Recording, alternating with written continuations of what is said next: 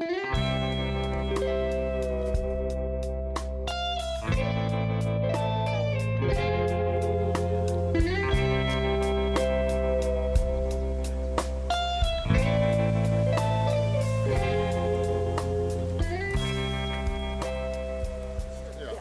name is Karl Forsbach, and I'm a farmer here in Hardin County, and we are right now in what they call the river bottom of the Tennessee River.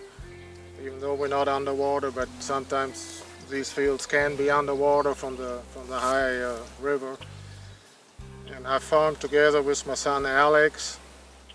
He's been in our operation now for 4 years, going on 5, and he's kind of the one that got us started into the cover crop idea.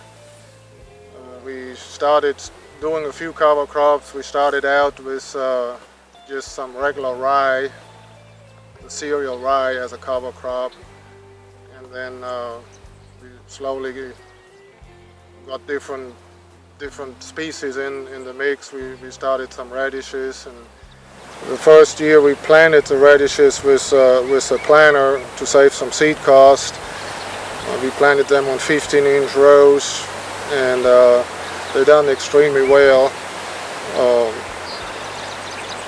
But that's during the busy time of harvest. It's hard to turn somebody loose with a planter or a drill to plant these cover crops. So the last 2 years we have used an airplane to fly the cover crop seed on.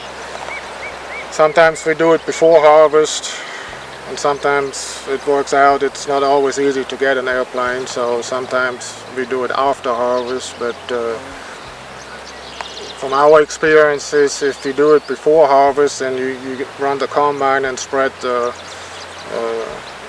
fodder that comes out of the combine over the seed, that normally guarantees a good stand of the seed. And we really would like to incorporate with some kind of light tillage tool, but we're still talking to Mark about the NRCS rules and regulations that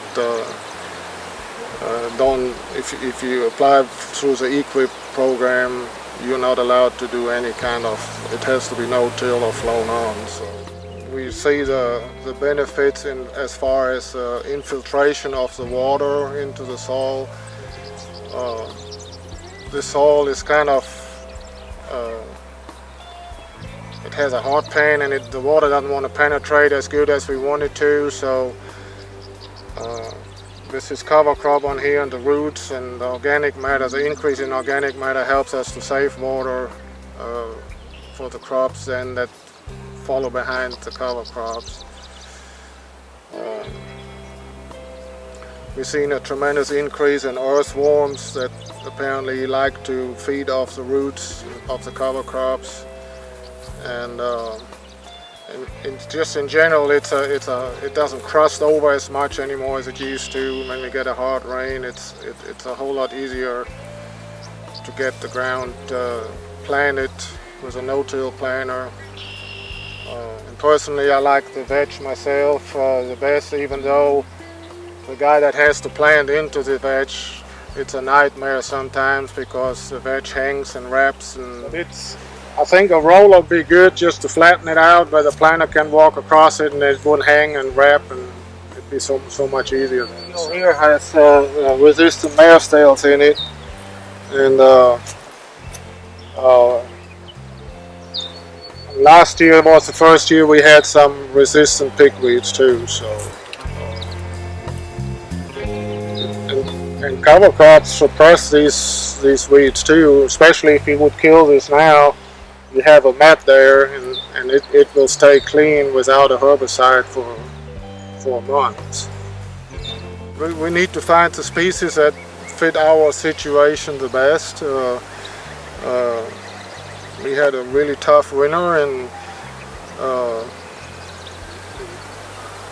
the radishes just did not mature like we had seen in the previous years. So I don't know, they kind of fell behind a little bit. I'm really still impressed with the veg. It's just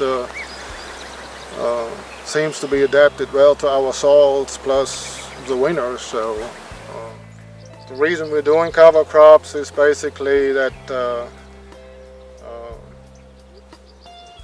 we see the benefits in as far as infiltration of the water into the soil. The soil is kind of it has a hot pan, and the water doesn't want to penetrate as good as we want it to. So this is cover crop on here, and the roots and the organic matter, the increase in organic matter helps us to save water for the crops then that follow behind the cover crops.